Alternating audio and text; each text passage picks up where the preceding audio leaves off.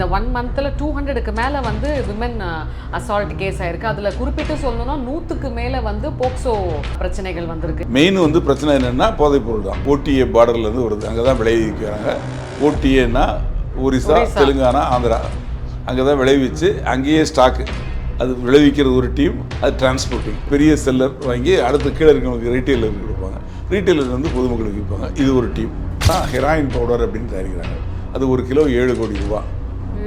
அது ஆமாம், அதில் நிறைய இருக்குது. மெத்தாபெட்டமின் அப்படின்னு அதிகமாக கேள்விப்பட்டிருக்கீங்க.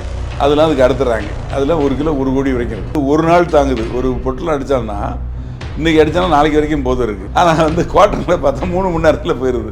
அது விலையும் ஜாஸ்தி, போதையும் ஜாஸ்தி இல்லை. அதனால் இதை நோக்கி போனதுனால இதுக்கு டிமாண்ட் ஜாஸ்தி ஆச்சு. பள்ளிக்கு போகக்கூடிய குழந்தைகள் கூட கூல் லிப்புன்னு சொல்லிட்டு உதட்டுக்கும் பல்லுக்கும் இடையில வச்சுருக்காங்களான்னு பாருங்கன்னு பள்ளி கல்வித்துறையிலிருந்து ஒவ்வொரு எச்எம்முக்கும் லெட்டர் போயிருக்கு. அந்த அளவுக்கு போதை கலாச்சாரம் இருக்குது. இந்த போதை கலாச்சாரத்தினால தான் பனிஷ்மெண்ட் கிடைக்கிறதுக்கு இவ்வளோ நாள் ஆகுதுன்ற ஒரு அலட்சியத்தில் தானே சார் இவங்கெல்லாம் பண்ணுறாங்க. அதனால தான் தைரியமாக பண்ணுறான். ஆனால் காவல்துறை கண்டா பயம் இல்லை அவனுக்கு, நீதிமன்றத்தை கண்டும் பயம் இல்லை. ஆஹா, இதுதான் சட்டம், இதுதான் நியாயம். 3 வயசு குழந்தைய வந்து அவனும் இந்திக்காரன், அந்த இந்திக்கார குழந்தை தான். பிஸ்கட் தரேன்னு சொல்லி கூட்டு போய் அந்த குழந்தைய வந்து சீரழித்து அந்த மோஷன் போகிற பகுதியிலையும் யூரின் போகிற பகுதியிலையும் பயங்கரமான காயம். அவனும் ஃபுல் போதையில் இருக்கான். என்ன சொல்கிறது, அந்த போதைங்கிறது பயம் இருக்கணும். ஒரு பொண்ணு மேலேயோ இல்லை ஒரு குழந்தை மேலேயோ கை வைக்கிறதுக்கு அப்படின்னா என்ன? எனக்கு அதில் உடன்பாடு கிடையாது. நீங்கள் திருப்பி கேட்கறதுனால சொல்கிறேன். என்கவுண்டர் பண்ணலாம். 3 வயசு குழந்தைய பண்ணான்ல, அவனை என்கவுண்டர் பண்ணால் என்ன தப்பு? இப்போது பெரம்பூரில் ஒரு முண்டம் கிடச்சதில்ல, ரயில்வே ஸ்டேஷனில். அதான் இறந்து போனவன் அசாம் மாநிலம். அவனை கொண்டு அவனோட பொண்டாட்டி வந்து அவ்வளோ அசாம் தான் சொன்னாங்க. ஆனால் அவங்க வந்து பார்த்தா வங்காளதேசத்துலேருந்து வந்திருக்காங்க. அது இன்னர் லைன் பாஸ்போர்ட்னு இருக்குது. இங்கே யார் வந்து இவனை வேலைக்கு கூப்பிட்றாங்களோ அவர் வந்து கொடுக்குற ஒப்புதல் கடிதம். எங்கே தங்குவாங்கிறதும் அவர் கொடுக்கணும், எவ்வளோ நாள் தங்குவாங்கிறதையும் கொடுக்கணும். நிச்சயமாக ஒரு ரெக்கார்டு ரெடி பண்ணாதான் யார் இருக்காங்க, யார் போகிறாங்க, யார் என்னங்கிறது தெரியும். ஒன்றுமே தெரிய மாட்டேங்குது. தமிழ்மண் நேயர்களுக்கு அன்பார்ந்த வணக்கம். நான் உங்கள் தொகுப்பாளர் விஜே டீனா. இன்னைக்கு இந்த நேர்காணலில் நம்ம கூட retired assistant commissioner of police Rajaram sir இருக்கார். வணக்கம் சார். ஸோ ரொம்ப நாள் கழிச்சு உங்களை சந்திச்சதுல மிக்க மகிழ்ச்சி. எப்படி இருக்கீங்க? நல்லா இருக்கேன் மேடம். சந்தோஷம் சார் கேட்கறதுக்கு. அதாவது இப்போ பார்த்தீங்கன்னா நிறைய குற்றங்கள் நடந்துக்கிட்டு இருக்கு. அதுவும் செக்ஷுவல் அப்யூஸ் வந்து விமன் மேலே வந்து நிறைய நடந்துக்கிட்டு இருக்கு. கிட்டத்தட்ட ஐ திங்க் இந்த 1 மந்த்தில் 200க்கு மேலே வந்து விமன் அசால்ட் கேஸ் ஆயிருக்கு. அதில் குறிப்பிட்டு சொல்லணும்னா 100க்கு மேலே வந்து போக்சோ பிரச்சனைகள் வந்திருக்கு. இது எப்படி சார் பார்க்குறீங்க? இந்த குற்றங்கள்லாம் நடக்கலை அப்படின்னு நான் சொல்ல முடியாது. ஏன்னா அந்த குற்றங்கள்லாம் பதிவு செய்யப்பட்டிருக்கு, வழக்குகளாக காவல்துறை மேலே பதிவு செய்யப்பட்டிருக்கு. அதனால நடந்தது உண்மைதான். இந்த நடக்கிறதுக்கு காரணம் என்ன அப்படிங்கிறத பார்க்கணும். சமீப காலமாகவே கூடிகிட்ருக்கு. அது இந்த குறிப்பாக இந்த 1 மாத காலம் நீங்கள் கேட்குறது வந்து புதிய அரசு ஆட்சி அதிகாரத்துக்கு வந்ததுக்கப்புறம் அப்படின்னு கேட்குறீங்க. ஆமாம் சார். அதை சொல்லிவிட்டு நான் அப்புறம் சொல்கிறேன். அதாவது வந்து புதுசாக ஒரு கவர்மெண்ட் ஃபார்ம் ஆகையில் என்ன ஆகும் அப்படின்னா, அந்த கவர்மெண்ட்டு தனக்கு வேண்டப்பட்ட அதிகாரிகளை நியமிப்பாங்க. ஒரு காவல்துறை அதிகாரிகள், உயர் அதிகாரிகள்லேருந்து ஒரு எஸ்பி வரைக்கும், இன்ஸ்பெக்டர் வரைக்கும் நியமிப்பாங்க. ஏன்னா இவங்களோட எண்ணம் என்னவாக இருக்குன்னா, இதுக்கு இப்போ இருந்த அதிகாரிகள் எல்லாருமே இதுக்கு முன்னாடி இருந்த அரசுக்கு வேண்டப்பட்டவங்க இருப்பாங்க, லாயலாக இருப்பாங்க. அதனால் வந்து நம்ம என்ன நினைக்கிறோமோ அதை வந்து நிறைவேற்ற மாட்டாங்க, அவங்களுக்கு லாயலாக இருப்பாங்க. இப்பவும் கூட அவங்க எதிர்க்கட்சியாக இருந்ததுன்னா அவங்க என்ன சொல்கிறாங்களோ அதை தான் கேட்பாங்க அப்படிங்கிற மாதிரி ஒரு எண்ணம். உண்மையிலே அது அப்படி இருக்காங்கிறது வேறு விஷயம். அதனால் என்ன பண்ணுவாங்க, வந்த உடனே இருக்க அதிகாரிகள் எல்லாத்தையும் தூக்கி அடிப்பாங்க. தூக்கி அடிச்சுக்கிட்டு இருக்காங்க. இன்னும் பண்ணுறாங்க. நேற்று கூட பண்ணாங்களே, நேற்று முந்தா நாள் கூட ஒரு 50 அதிகாரிகள், ஐபிஎஸ் ஆஃபீஸர், எஸ்பி லெவலில் உள்ளவங்கள மாற்றுறாங்க. இதில் என்ன ஆகுதுன்னா, இவங்க போய் ஒரு இடத்துல ஆல்ரெடி இருந்து அந்த மாவட்டத்தில் இப்போ எஸ்பி லெவலில் பேசுவோமே, ஒரு மாவட்டத்துக்கு ஒருத்தர் எஸ்பியாக இருக்கார்.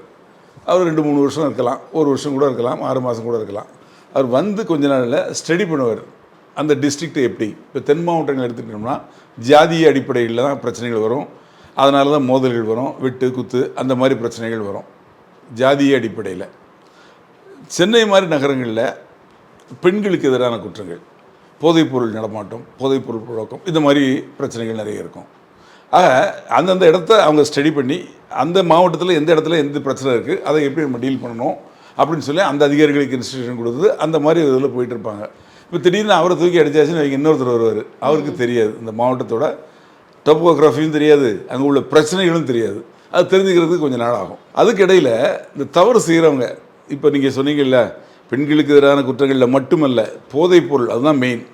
அந்த போதைப்பொருள் நடமாட்டம், போதைப்பொருள் புழக்கம், போதைப்பொருள் விற்பனை, அதனால தான் இந்த செக்ஷுவல் அஃபென்ஸ்லாம் ஜாஸ்தி ஆகுது. மெயின் வந்து பிரச்சனை என்னென்னா போதைப்பொருள் தான். இந்த போதைப்பொருள் வந்து எனக்கு ஏற்கனவே நம்ம பேசியிருக்கிறோம். 2 விதமாக இருக்குது. ஒன்று வந்து கஞ்சா, அது வந்து ஓடிஏ பார்டர்லேருந்து வருது, அங்கே தான் விளைவிக்கிறாங்க.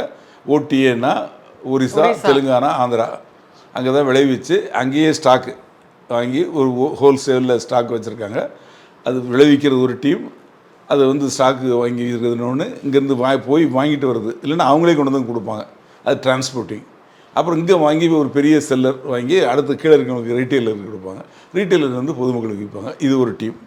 இது போக பல்காக அங்கேருந்து வாங்கிட்டு வந்து நம்ம கடற்கரை பகுதியாக சிலோனுக்கும், ஸ்ரீலங்கா, அதுக்கு அதே மாதிரி தாய்லாந்து, அது மாதிரி மலேசியா, அந்த நாடுகளுக்கும் போட் மூலமாக அனுப்புகிற கும்பல்களும் இருக்குது.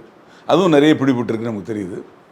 ஆக இதில் என்னென்னா அங்கே வந்து 2000, 6000 அது அவ்வளோதான் விலை ஒரு கிலோ. இங்கே தமிழ்நாட்டுக்கு வந்தாச்சுன்னா 20,000லேருந்து 60,000 வரைக்கும். அந்த அளவுக்கு இந்த டிரான்ஸ்போர்ட் ஆகி உள்ளே வந்தோடனே அந்த மாதிரி அதோட ரேட்டு கூடிடுது. வெளிநாட்டுக்கு போய் இன்னும் ஜாஸ்தி விலை, அங்கே கொண்டு போனால் லட்சக்கணக்கில் போகும். அந்த மாதிரி இந்த இது இருக்குது. 2வது எடுத்துக்கிட்டோம்னா போதை பவுடர். போதை பவுடர் அது பெரிய அளவில் பழக்கம். அது வந்து இந்தியாவிலே கிடையாது, வெளிநாட்டில் தான் வருது. குறிப்பாக ஆப்கானிஸ்தான், அங்கே தான் அது உற்பத்தி பண்ணுறாங்க. அங்கே என்ன, அது வந்து கெமிக்கல் ட்ரக்ஸ். அது வந்து ஒரு பாப்பி செடின்னு ஒரு செடிகளை அவங்க அறுவடை செஞ்சு, பயிர் செஞ்சு அறுவடை செய்கிறாங்க ஒரு டீம். அந்த அறுவடை செஞ்ச பூ, அந்த செடி, அதோட சீட்ஸு, அதோட மொத்தத்தை பார்ட்ஸையும் அரைச்சி பவுடராக்கி சில கெமிக்கல் கூட சேர்க்குறாங்க. சேர்த்து அதில் தான் ஹெராயின் பவுடர் அப்படின்னு தயாரிக்கிறாங்க. அது ஒரு கிலோ 7 கோடி ரூபா. அது ஆமாம், அதில் நிறைய இருக்குது. மெத்தாபெட்டமின் அப்படின்னு அதிகமாக கேள்விப்பட்டிருப்பீங்க. அதெல்லாம் அதுக்கு அடுத்துறாங்க. அதெல்லாம் ஒரு கிலோ 1 கோடி வரைக்கும் இருக்கும். இந்த கஞ்சாவிலேருந்து ஆயில் எடுக்கிறாங்க, அந்த கஞ்சா ஆயிலே 1 கோடி ரூபா. அப்போ விற்கிறவங்களாம் கோடீஸ்வரனுங்க. ஆமாம், அதனால தான் ரொம்ப குயிக்காக அந்த டயத்தில் வந்துடுறாங்க. இதில் வந்து இந்த மாதிரி விற்கிறதுக்கு காரணம் வந்தது, இது வந்து எப்படி உள்ள புழக்கத்துக்கு வந்ததுன்னா, இந்த கொரோனா டயத்தில் போதை பிரியர்களுக்கு வந்து அப்போ அரசு மதுபான கடைகள் இல்லை, அவங்ககிட்ட காசும் கிடையாது, பணப்புழக்கமும் கிடையாது. அப்போ வந்து இந்த கஞ்சா 5 ரூபா 10 ரூபாய்க்கு விற்றுட்டு இருந்தாங்க. அதை நோக்கி போனாங்க. அப்போ பார்த்தாச்சுன்னா அது ஒரு நாள் தாங்குது. ஒரு பொட்டலம் அடித்தான்னா இன்றைக்கி அடித்தானா நாளைக்கு வரைக்கும் போதை இருக்குது. ஆனால் வந்து குவார்ட்டரில் பார்த்தா 3 மணி நேரத்தில் போயிடுது. அப்புறம் 2 வருஷம் கழிச்சு கடைகளை திறந்தாங்க, மதுபான கடைகள், அரசு மதுபான கடைகளை. அது விலையும் ஜாஸ்தி, போதையும் ஜாஸ்தி இல்லை. அதனால் இதை நோக்கி போனதுனால இதுக்கு டிமாண்ட் ஜாஸ்தி ஆச்சு, அங்கேருந்து வரத்து ஜாஸ்தி. எனக்கு ஒரு சந்தேகம் சார், இப்போ வந்து குவார்ட்டரில் வந்து 3 ஹவர் தான் போதைன்றீங்க, ஆனால் அதை குடிச்சிட்டு சார் ரோட்டில் ஊன்னு ராவடி பண்ணுறானுங்க, பொண்டாட்டியை போட்டு அடிக்கிறாங்க. ஆனால் இப்போ நீங்கள் சொல்கிற மாதிரி இந்த ட்ரக்கு, இந்த போதை கஞ்சா அதெல்லாம் எடுத்தால் ஒன் டே இருக்கும்ன்றீங்க, ஆனால் அவனுங்க சைலண்ட்டாக போயிடுறானுங்களே சார். நடக்குது. அவன்ஸ் எல்லாமே மேக்ஸிமம் அது அந்த கஞ்சா அடிச்சுட்டு பவுடர் அடிச்சுட்டு போடுறது தானே. பவுடரா? பவுடர் தான் போதை பவுடர். எல்லாமே இப்போ நடக்கக்கூடிய அஃபென்ஸ் எல்லாமே அரசு மதுபான கடையில் உள்ளது ஒன்று, அது போக இது 2ம். இப்போ அதை விட இது வந்து சீப்பாக கிடைக்குதுல்ல எனக்கு. அப்போ இதை நோக்கி போக ஆரம்பிச்சிடுறான். சில சமயத்தில் 2யுமே சேர்த்து அடிக்கிறான். அப்போ அவனை கண்ட்ரோல் பண்ணவே முடியாது. இதில் இந்த போதை பவுடருக்கும் கஞ்சாவுக்கு என்ன விஷயம், கஞ்சா அடித்தா அந்த ஏரியா முழுக்கும் நாற்று அடிக்கும், அடித்தவன் பக்கத்தில் போகவே முடியாது. அப்படியா? ஆமாம். ஆனால் போதை பவுடரில் வாசனையே தெரியாது. அது வந்து விலை ஜாஸ்தி. அதனால் சினிமா நடிகர்களும் பணக்காரர்களும் மிடில் அப்பர் மிடில் கிளாஸ் எல்லாம் அதை நோக்கி போகிறாங்க. ஆமாம், கல்லூரி மாணவர்கள் இதெல்லாம் கஞ்சாவை தான் நோக்கி போவாங்க, பவுடரை நோக்கி போவாங்க. ஆனால் ஐடி ஃபீல்டில் இருக்கவங்க அதை நோக்கி தான் போவாங்க, ஏன்னா அவங்களுக்கு ஸ்மெல்லு அடிக்கக்கூடாது இல்லையா. இந்த மாதிரி போய் இன்றைக்கி தமிழ்நாடு கெட்டு சீரழிஞ்சு கிடக்குது.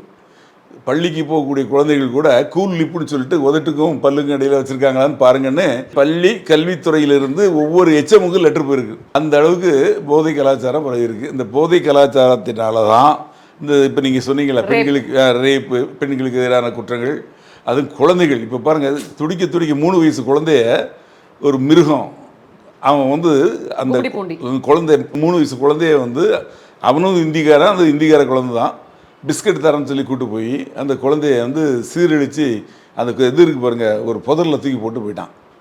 ரொம்ப கஷ்டமாக. ஆமாம், அது ராத்திரி 8 மணிக்கு தான் 7:30 8 மணிக்கு தான் பார்க்குறாங்க. பார்த்தா அந்த குழந்தைக்கு காயம், அது அன்கான்ஷியஸ் ஸ்டேஜில் இருக்குது, ஆனால் உயிர் இருக்குது. அந்த உடனே கும்மிடிப்பூண்டி, இது நடந்தது கும்மிடிப்பூண்டி சிப்பாடில், பீகாரை சேர்ந்தவங்க அந்த குழந்தை. ஆமாம், அதை கொண்டு ஹாஸ்பிட்டலுக்கு போய் பார்க்குறாங்க. அவனும் பீகாரை சேர்ந்த பையன் தான். ஆமாம், அவன் தூக்கிட்டு போகிறது, அந்த குழந்தைகிட்ட அவன் பேசுகிறது வைக்கிறதெல்லாம் மொத்தம் பார்த்துருக்காங்க. அவனை பிடிச்சிட்டாங்க, பிடிச்சி ஹேண்ட் அவுட் பண்ணாங்க போலீஸ் ஸ்டேஷனில். அவனும் ஃபுல் போதையில் இருக்கான். அதுக்கு தான் சொல்கிறேன் இந்த போதைங்கிறது. அப்புறம் என்ன பண்ணுறான், அந்த குழந்தைய வந்து அங்கே பார்த்துட்டு முடியாதுன்னு சொல்லிட்டு ஸ்டான்லிக்கு அனுப்புகிறாங்க. ஸ்டான்லிக்கு வந்து பார்த்தா நைட்டில் தான் வருது. ஸ்டான்லிக்கு வந்து பார்த்தா கண்டிஷன் பேடாக இருக்குன்னு சொல்லி சின்ன குழந்தைகள் வார்டில் அட்மிட் பண்ணி ஸ்பெஷலிஸ்ட் டாக்டர்லாம் வந்து அந்த குழந்தைய செக் பண்ணி பார்த்தா குழந்தையோட அந்த மோஷன் போகிற பகுதியிலையும் யூரின் போகிற பகுதியிலையும் பயங்கரமான காயம்.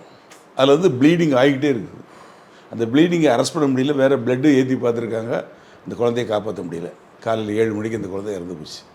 ஆக அந்த டாக்டர் சொல்கிறார், இப்போ இந்த சொன்ன வார்த்தைகள் என்னோடய வார்த்தை இல்லை, அந்த ஸ்டான்லியோட டீன் கொடுத்த ஒரு பேட்டி அதில் இது சொல்லப்பட்டிருக்கு. அப்புறம் போஸ்ட்மார்ட்டம் பண்ணி பாடியை கொடுத்தாங்க. அந்த 8 லட்ச ரூபா அரசாங்கத்துலேருந்து அதுக்கு நஷ்டஈடு கொடுத்தாங்க. அந்த குழந்தையோட பாடியை அங்கேயே கொண்டு போகலை, இங்கே போகிற வழியிலேயே ஒரு இடத்துல கொண்டு வந்து அடக்கம் பண்ணியிருக்காங்க. எனக்கு ஒரு விஷயம் புரியல சார். இப்போது நிறைய நியூஸ் வருது, முந்தியாவது இதெல்லாம் வந்து அறியாமைன்னு சொல்லிடலாம். இப்போ எனக்கு என்னென்னா, நீங்கள் சொல்கிற மூலமாக மக்கள் இன்னும் அலர்ட் ஆகணும். நிறைய நியூஸ் வருது, நிறைய பேர் சொல்லிக்கிட்டு இருக்காங்க, சொந்த பந்தம் தான் வந்து இந்த மாதிரி பாலியல் சீண்டல் கொடுக்குறாங்க, அக்கம் பக்கத்தினர் தான் நோட் பண்ணி செய்கிறாங்க, ஜாக்கிரதையா இருங்கன்னு சொல்லிட்டு நியூஸில் வந்துக்கிட்டே இருக்குது. இந்த அம்மா அவ்வளோ போதையில் இருக்கான்னு தெரிஞ்சு ஏன் சார் அவன் கூட விளையாட விடுது? அதாவது பெற்றோர்கள் கவனம் இல்லாமல் இருக்கிறதும் ஒரு காரணம். எப்படின்னா, கோயம்புத்தூரில் ஒரு 8 வயசு குழந்தை இதே மாதிரி வெளியே விளையாடிட்டு இருந்தது சகோதரனை கூட. தாய் வீட்டுக்குள்ளே அவங்க சொல்கிறாங்க ஏதோ போதையில் படுத்து தூங்கிட்டு இருந்தாங்க அப்படின்னு. அப்போது அவங்க வீட்டு பக்கத்தில் குடியிருந்தவங்க வந்து பைக்கில் கூப்பிட்டு போயிடுறான். கூப்பிட்டு போய் சாக்லேட் வாங்கி தரேன்னு சொல்லி அந்த குழந்தைய கூப்பிட்டு போய் கொலை பண்ணி, ரேப் பண்ணி, கொலை பண்ணி அதை கொண்டு போய் ஒரு புதரில் தள்ளி விட்டு 2-3 months முன்னாடி 1 month முன்னாடி. அதுலேயும் பாருங்கள், தாய் வந்து அவங்க தகப்பன் வேலைக்கு போயிட்டாரு, தாய் வந்து வீட்டில் தான் இருக்காங்க, ஆனால் குழந்தைகளை பார்க்கல. குழந்தைங்க விளையாடுதுன்னா இங்கே பக்கத்தில் உட்காந்து பார்த்துட்டு இருக்கலாம்ல வெளியே வாசலில். சார் இப்படி இருக்காங்க ஒரு அலட்சியமா? அது மட்டும் இல்லை, இந்த குழந்தைகள் ஸ்கூலுக்கு போகுது, வெளியே போகுது, என்ன நடக்கு, ஸ்கூல்லேருந்து வந்த உடனே என்ன நடந்தது காலையிலேருந்து போயிட்டு வர்ற வரைக்கும் அப்படிங்கிறத வந்து யாரும் கேட்குறது இல்லை. குழந்தை தொல்லை பண்ணவங்க கூட ஒரு ஃபோன் எடுத்து கையில் கொடுத்துட்றாங்க. இவங்க எங்கேயாவது வெளியேருந்து போயிட்டு வந்தாங்கன்னா இவங்க ஒரு ஃபோனை கையில் எடுத்துக்கிறாங்க. அப்பா வேலை முடிஞ்சு வந்தாருன்னா அவர் ஃபோனை கையில் எடுத்துக்கிறாரு. 3 பேர் 3 உலகத்தில் இருக்காங்க. இது வந்து நிச்சயமாக பெற்றோர்களுக்கு பொறுப்பு இருக்குது, அரசாங்கத்துக்கு அதை விட பொறுப்பு இருக்குது. அந்த போதைப் பொருள்களை ஒழிக்கணும்னு சொல்லி எல்லா அரசாங்கமும் நடவடிக்கை எடுக்கிறாங்க. ஆனால் ஒன்றும் போதைப் பொருள் ஒழிஞ்ச மாதிரி சார். இதில் நானே ஒன்று கேட்குறேன் சார், தனி மனித ஒழுக்கம்னு இருக்குது, தனி மனிதனோட ரெஸ்பான்சிபிலிட்டின்னு ஒன்று இருக்குது சார். இப்போ போலீஸோ அரசாங்கமோ வந்து ஒவ்வொரு வீட்டுக்கும் வந்து பாதுகாப்பு கொடுத்துட்டு இருக்க முடியாது. இப்போ நான் என்ன கேட்குறேன்னா, இந்த கும்முடிப்பூண்டி இதில் வந்து ஒரு லேடி சொல்லுது, விட்னஸ், அவங்க தான் அந்த குழந்தைய வந்து அவங்க இயற்கை உபாதை கழிக்கிறதுக்கு போகும்போது இந்த குழந்தை விழுந்து கிடந்ததாகவும் அவங்க தான் ரெஸ்கியூ பண்ணி தண்ணியெல்லாம் கொடுத்ததா சொல்கிறாங்க. அப்போ அந்த லேடியோட ஸ்டேட்மெண்ட் என்ன அப்படின்னு பார்த்தீங்கன்னா, இவங்க வந்து அந்த குழந்தைய தூக்கிட்டு இப்படி போகிறப்போ அவங்க பேரண்ட், அவங்க அம்மா வந்து ஓடி வராங்களாம் குழந்தைய தேடிக்கிட்டு. கேட்டால் அவங்க என்ன சொல்கிறாங்களாம், இந்த மாதிரி பக்கத்து வீட்டு பையன் கூட விளாண்டுட்டு இருந்தால் பிஸ்கெட் வாங்கி தரேன்னு சொல்லிட்டு கூட்டிகிட்டு போனா அப்படின்னு. இவங்க ஏன் சார் இவ்வளோ அலட்சியமாக வந்து விடுறாங்க 2.5 வயசு குழந்தைய போய் ஒரு ஆம்பளை கிட்ட நம்பி? அதாவது அவனும் பீகார்கார பையன், இவங்களும் பீகாரை சேர்ந்தவங்க, இங்கே வந்து ஒரே இடத்துல வேலை செய்கிறாங்க, ஒரு இடத்துல குடியிருக்கிறாங்க, ஒரு நம்பிக்கையில் அனுப்புகிறாங்க. அந்த நம்பிக்கையை வந்து வைக்கக்கூடாதுன்னு மேல், அந்த நம்பிக்கைங்கிறது நிச்சயமாக இருக்கக்கூடாது. அதாவது எல்லாரையும் வந்து அதே மாதிரி நம்பிக்கையின் பேரில் பார்க்கக்கூடாது, சந்தேகத்தின் பேரில் தான் பார்க்கணும். அந்த அவங்க பார்க்காம விட்டது தவறு. அதே மாதிரி ஒவ்வொரு விஷயங்கள்லையும் பாருங்கள், இப்போ அந்த இதில் கோயம்புத்தூரில் சொன்ன பாருங்கள், அதுலேயும் தாய் வந்து அவங்க என்ன சொல்கிறாங்க, ஒரு பேட்டியில் அவங்களே சொல்கிறாங்க, நான் போதையெல்லாம் அடிக்கலை, ஃப்ரிட்ஜில் எங்கள் வீட்டுக்காரர் வந்து கூல்ட்ரிங்க்ஸோட சாராயத்தையும் கலந்து வச்சுருந்தாரு, அது வந்து கூல்ட்ரிங்க்ஸ் தான் நினச்சி நான் குடிச்சிட்டேன், அதுக்கப்புறம் பார்த்தா எனக்கு போதை ஆயிடுச்சு, நான் தூங்கிட்டேன், தெரியல என்ன நடந்தது அப்படின்னு சொல்கிறாங்க. அப்போது அதில் வீட்டில் இருக்க ஃப்ரிட்ஜில் கூல்ட்ரிங்க்ஸை அதில் கலந்து வைக்கிறாரு அப்படின்னா இவங்களுக்கு தெரியாமல் வைக்க முடியுமா? நல்ல ஃபேமிலி சார். இப்போ இருக்க ஹஸ்பண்ட் அண்ட் ஒய்ஃப்கே ரெஸ்பான்சிபிலிட்டி இல்லை சார், அப்போ எப்படி சார் பசங்களை ஒழுக்கமாக பார்ப்பாங்க? அது வந்து அவங்களுக்கு அந்த பொறுப்பு இருக்குது நிச்சயமாக. அதே மாதிரி அரசாங்கத்துக்கும் நான் என்ன சொல்கிறேன்னா, அரசாங்கத்தோட பொறுப்பு பெருசு. இந்த போதைக்கு அடிமையான இந்த போதை அப்படிங்கிறது எப்போ வந்ததுன்னா, நான் வந்து சின்ன பையனாக குழந்தை இல்லை, அப்போ 10th அது மாதிரி 11th படிச்சுட்டு இருக்கேன். அப்போ தான் இந்த 1970s அப்போ தான் முதல்ல அரசாங்கம், கருணாநிதி அவங்க வந்து சிஎம்மாக இருக்காங்க, அவங்க தான் வந்து அரசு மதுபான கடைகளை திறக்கிறாங்க. அது வரைக்கும் நான் சாராயம் எப்படி இருக்கும்னு பார்த்தது இல்லை. அப்போ தான் பார்க்குறேன் சாராயம்னா எப்படி இருக்கும் அப்படின்னு. குடிச்செல்லாம் பார்க்கல, பார்த்தேன். கல் எப்படி இருக்குங்கிறதையும் அப்போ தான் பார்க்குறேன். அப்போ எனக்கே வயசு 15-16 வயசு இருக்கும். அது வரைக்கும் அந்த தலைமுறை வரைக்கும் யாருக்குமே இந்த போதைப் பொருளுக்கு தெரியாது. சில ஒரு ஊரில் ஒருத்தர் 2 பேர் இருப்பாங்க, அவங்க வந்து அரிஷ்டம் அப்படின்னு சொல்லுவாங்க. அரிஷ்டம் சொல்லி இங்கே அதையும் பார்த்ததில்லை. இங்கேயோ ஒரு இடத்துல கேரளாவிலேருந்து வருவான், அதை வச்சு விற்பாங்க, அதை வாங்கி குடிப்பாங்கன்னு கேள்விப்பட்டிருக்கேன். அந்த பழச்சாறு அப்படிங்கிறது வந்து கேரளாவிலேருந்து தான் வரும். அதை தான் வந்து அதையும் பார்த்ததில்லை. அதுதான் யாராவது 1-2 பேர் குடிப்பாங்க. ஆனால் அந்த சாராயங்கிறது வந்து கேள்விப்பட்டதே இல்லை. அதனால் இப்போ என்ன ஆகி போச்சுன்னா, அப்போது யாராவது 2 நண்பர்கள் பார்த்தாங்கன்னா, வாங்க டீ சாப்பிட போகலான்னு பக்கத்தில் டீ கடைக்கு கூட்டு போவாங்க. இல்லை அதுக்கு அடுத்த ஸ்டேஜில் உள்ளவங்க கொஞ்சம் அதுக்கப்புறம் கொஞ்சம் வசதியானவங்க பார்த்தாங்கன்னா, வாத்த ஃப்ரெண்டு 2 பேரும் பார்த்தாங்கன்னா, வா நண்பா போய் காஃபி சாப்பிட்லான்னு காஃபி கடைக்கு ஒரு ஹோட்டலுக்கு கூட்டு போவாங்க. இப்போ 2 நண்பர்கள் பார்த்தா, வா டாஸ்மாக் போகலாம் அப்படின்னு கூப்பிட்டு போகிறாங்க. அந்த அளவுக்கு நம்ம கலாச்சாரம் முன்னேறி இருக்குது. ஒரு வருஷத்தில் அரசாங்கத்துக்கு மட்டும் இந்த மதுக்கடைகளால் 48,000 கோடி வருமானம் வருது. அரசாங்கம் இன்னைக்கு ஏழை எளிய மக்களுக்கு நிறைய உதவிகள் செய்கிறாங்க இல்லையா, இந்த மகளிர் இது அது இதுன்னு கொடுக்குறாங்க பாருங்கள். இந்த இதெல்லாம் வந்து இந்த பணத்துலேருந்து தான் கொடுக்குறாங்க. ஆக அரசாங்கத்தால் இந்த மதுக்கடைகளை டோட்டலாக மூட முடியாத ஒரு சூழ்நிலை இருக்குது. Right, okay. இப்போ வந்து மது போதைக்கு அடிமையாயிட்டாங்க. அவங்கள வந்து அதுலேருந்து வெளியே கொண்டு வரணும்ல, அதுக்குள்ள முயற்சிகளாவது பண்ணணும்ல. அது இது வரைக்கும் இல்லவே இல்லை. அதிக அளவில் இந்த போதைக்கு அடிமையானவங்களை வெளியே கொண்டு வரணும், அதுக்குள்ளே நடவடிக்கைகள் எடுக்கணும் அரசாங்கம். அதுக்குள்ளே இந்த மையங்கள், போதை மறுவாழ்வு மையங்கள் நிறைய துவக்கணும். அதே மாதிரி தவறு செய்கிறவங்க, போதைப்பொருள் விற்கிறாங்க இல்லையா, அவங்களுக்கு கடுமையான தண்டனை ஆக்கணும். போதைப்பொருள் தடுப்பு சட்டம் அப்படின்னு வந்து ஒரு சட்டம் 2000 கொண்டு வந்தாங்க. போதைப்பொருள் வச்சுருந்தா 10 வருஷம் தண்டனை, 10 லட்சம் ரூபா அபராதம். இப்போ அந்த சட்டத்தை கொஞ்சம் கொஞ்சமாக மாற்றி எவ்வளோ போதைப்பொருள் குவான்டிட்டி இருக்கோ அது இந்த மாதிரி தண்டனைட்டாங்க. அதோட கொடுமை 10 கிராம் கஞ்சா எல்லாரும் வச்சுக்கலாம், ஒவ்வொருத்தரும் மருத்துவ பயன்பாட்டுக்காக வச்சுக்கலாம் அப்படின்னு சொல்லி இப்போ சட்டம் வந்திருக்கு. இதோட இன்னொரு விஷயம் என்னென்னா, இப்போ அதிக அளவில் இந்த போதைப் பொருள்கள் உள்ளே வருது. அப்போ காவல்துறை நிறைய பிடிக்கிறாங்க, நிறைய கேஸஸ் ஆகுது. இதை எல்லாத்தையும் வந்து கோர்ட்டு மூலமாக லேபுக்கு அனுப்புகிறாங்க. அனுப்பிச்சு இது போதை பவுடர் தான், இது ஹெராயின் பவுடர் தான், இது மெத்தபெட்டமின் தான், இது கஞ்சா தான், இதில் 30% கஞ்சா இருக்குது அப்படின்னு சொல்லிட்டு பகுப்பாய்வு இருக்குது இல்லையா, தடய அறிவியல் துறை, அது ஒரே லேப் தான் இருக்குது. முன்னாடி வந்து ஒரு மாதத்துக்கு 100 சாம்பிள்ஸ் வந்துன்னா இப்போ 10,000 சாம்பிள்ஸ் வருது. இப்போ அதை அவங்க செக் பண்ணி ரிப்போர்ட் கொடுக்கறதுக்கு முன்னாடி இவன் ஜாமீனில் போயிடுறான். இத்தனை நாளுக்குள்ளே நீங்கள் சார்ஜ் ஷீட் போடலைன்னா, அந்த ரிப்போர்ட் இருந்தால் தான் சார்ஜ் ஷீட் போட முடியும். அந்த தேதிக்குள்ளே சார்ஜ் ஷீட் போடலைன்னா அவனை ஜாமீனில் விட்டுறாங்க.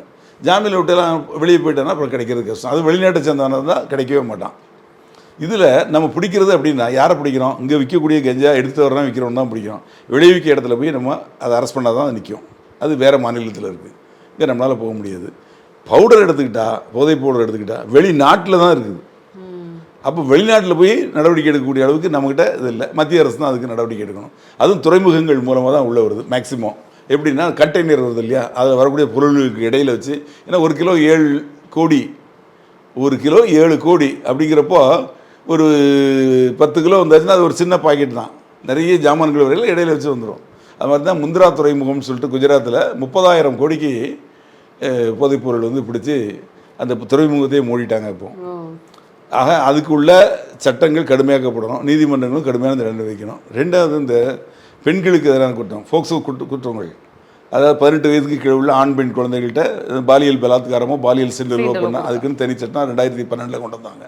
அந்த சட்டத்திலையும் அதிக வழக்குகள் பதிவு செய்யப்படுது. ஏன் சார் இப்போ இந்த கும்மிடிப்பூண்டி பையன் மாட்டியிருக்கான்ல, இப்போ இவனுக்கு என்ன சார் அரசாங்கம் வந்து தண்டனை கொடுக்கும்? அதான் அவர் தான் காவல்துறை கூட பண்ணுவாங்க. இப்போ அவங்க நஷ்டஈடு கொடுத்துருக்காங்க பாதிக்கப்பட்டவங்களுக்கு. வழக்கு நடக்கும், நீதிமன்றத்தில் வழக்கில் வந்து ப்ரூவ் ஆச்சுன்னா அவனுக்கு தண்டனை கிடைக்கும். என்ன மாதிரி தண்டனை கிடைக்கணும், அரிதினும் அரிதான வழக்குகளில் அவனுக்கு வந்து தூக்கு தண்டனை கொடுக்கலாம் அப்படின்னு சுப்ரீம் கோர்ட் சொல்லியிருக்கு. இல்லை, நான் ஏன் இப்படி கவர்மெண்ட் பற்றி கேட்குறேன்னா, லாஸ்ட் கவர்மெண்ட்டில் தான் வந்து இந்த மாதிரி நிறையா இருக்குது பிரச்சனைகள் அப்படின்னு சொல்லி எல்லாரும் சொன்னாங்க, புரியுதுங்களா? அப்போ இந்த கவர்மெண்ட்டில் இந்த மாதிரி பிரச்சனைகள் வராதுன்னு சொன்னால், இந்த கவர்மெண்ட் வந்து 1 மந்த்லேயே நிறைய பிரச்சனைகள் வருது. அதுவும் இந்த பையன் பண்ணது உலகமாக பயங்கரமான கொடூர ஒரு கொலை அப்படின்னு தான் சொல்ல முடியும். ஸோ இப்போ இதுக்கு வந்துட்டு ஆஸ் யூஷுவல் இதுக்கும் ப்ரொசீஜர் படி தான் வந்து மூவ் ஆகுமா, இல்லை அர்ஜென்ட்டாக சட்டம் அப்படிங்கிறது இதுதான். இப்போ அவனை அரெஸ்ட் பண்ணிட்டாங்க, உள்ளே போட்டாங்க, அடுத்தால சார்ஜ் ஷீட் போடுவாங்க. போஸ்ட்மார்ட்டம், குழந்தையோட போஸ்ட்மார்ட்டம் சரிட்டு வாங்குவாங்க. அதில் வந்து குழந்தை வந்து பாலியல் பலாத்காரத்துக்கு உட்படுத்தப்பட்டிருக்குது இதுதான் அப்படிங்கிறதுக்கு, இந்த குழந்தை அவங்க கூட போனதை பார்த்தது, அந்த வீடியோ, இந்த குழந்தைய அவன் கூட்டு போகிறது, அப்புறம் அவன் தனியாக போகிறது, இந்த மாதிரி மற்றவங்க பார்த்தது, இந்த ஒரு லேடி சொன்னீங்களே அவங்களோட எல்லாரையுமே கோர்ட்டில் கொண்டு சாட்சிகளாக ஏற்றுவாங்க. அவங்க சொன்னையாச்சுன்னா நீதிமன்றம் வந்து அவனுக்கு தண்டனை கொடுக்கும். என்னென்னா போக்சோ சட்டத்தின் கீழே அந்த குழந்தைக்கு 3 வயசு தான் ஆகுது, 2.5 வயசு தான் ஆகுது, 2.5 வயசு தான் ஆகுது. அதனால அந்த சட்டத்தின்படி தண்டனை கிடைக்கும். கொலை பண்ணியிருக்கான், கொலைக்கு உள்ள தண்டனையும் கிடைக்கும். அப்புறம் அந்த குழந்தை கொண்டு போய் புதருக்குள்ளே போட்டிருக்கான், கொலையை மறைக்கிறதுக்கு முயற்சி பண்ணியிருக்கான். அதாவது ஐபிசி, இந்தியன் பெனல் கோடில் 201 ஐபிசின்னு சொல்லுவாங்க. அந்தபடி கொலையை மறைச்சதுக்கும் அவனுக்கு தண்டனை கிடைக்கும். என்ன தண்டனை? ஆமாம், என்ன தண்டனை கிடைத்தாலும் பொதுவாக ஆயுள் தண்டனை கொடுப்பாங்க, இல்லைன்னா அரிதின தூக்கு தண்டனை கொடுப்பாங்க. என்ன தண்டனை கொடுத்தாலும் அதுக்கு அடுத்த கோர்ட் ஹைகோர்ட்டில் போய் அது கன்ஃபார்ம் ஆகணும். அடுத்தால அவன் சுப்ரீம் கோர்ட்டுக்கு போவான், சுப்ரீம் கோர்ட்லேயும் கன்ஃபார்ம் ஆகணும். சுப்ரீம் கோர்ட்டில் கன்ஃபார்ம் ஆனதுக்கப்புறம் அவன் வந்து தூக்கு தண்டனை கொடுத்து கன்ஃபார்ம் ஆயிடுச்சுன்னு வைங்க, ஜனாதிபதிக்கு கருணை மனு போடுவான். அப்போ அவங்க வந்து தண்டனையை குறைக்கிறதுக்கு வாய்ப்பு உண்டு. ஆக அவன் தவறு செஞ்சுட்டு அவன் வந்து தண்டனை உடனே நிறைவேற்றப்படாது. நிர்பயா வழக்கில் தூக்கு தண்டனை 5 பேருக்கு கொடுக்க சொல்லி கோர்ட்டு உத்தரவு போட்டுது. ஆனால் நிறைவேற்றத்துக்கு 7.5 வருஷம் ஆச்சு.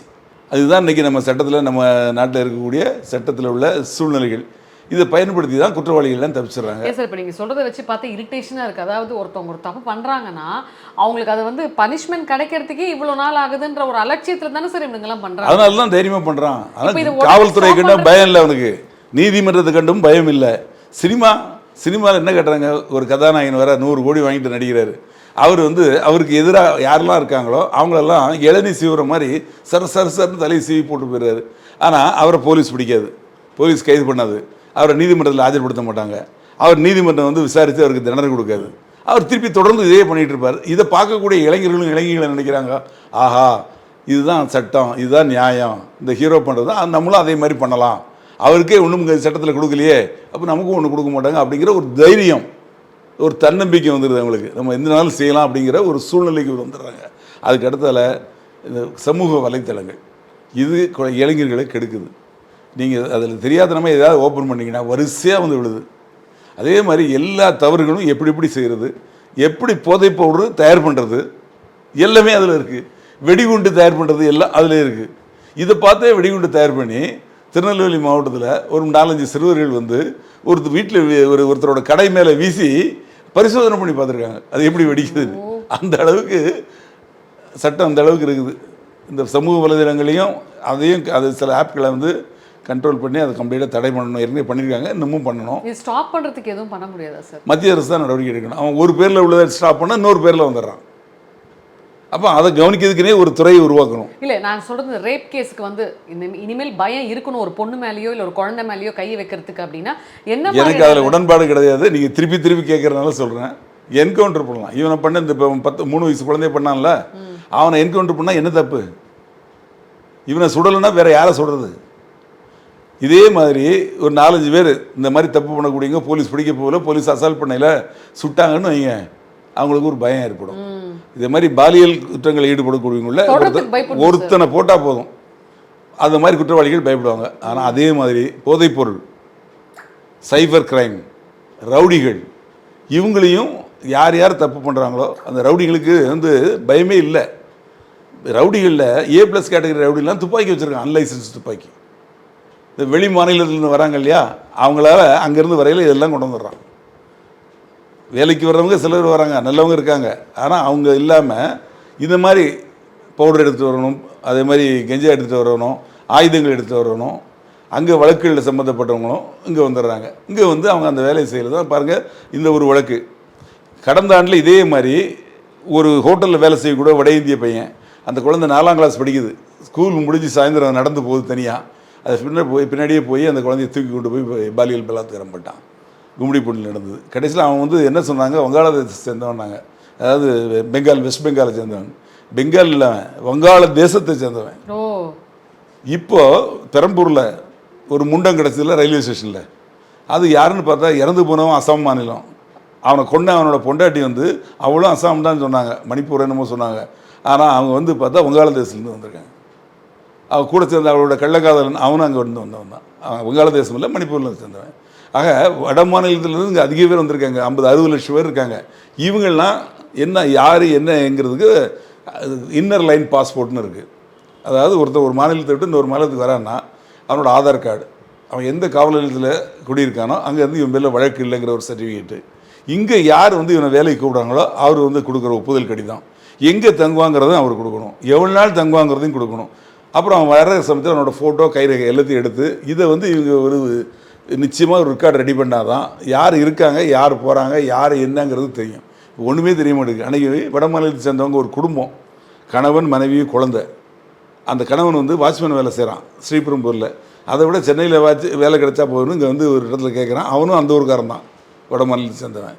அவன் என்ன பண்ணுறான், நான் தங்கியிருக்க இடத்துல உங்களுக்கு வேலை வாங்கி தரேன்னு சொல்லி கூட்டு போய் அவன் தங்கியிருக்க இடத்துல வாட்ச்மேன் எல்லாம் பார்க்குறான். அங்கே கொண்டு வச்சுட்டு அவன் ஃப்ரெண்டெல்லாம் கூட்டு வந்து எல்லோரும் தண்ணி அடிச்சுட்டு அந்த பொண்ணை போய் ரேப் பண்ண பார்த்துருக்கான்.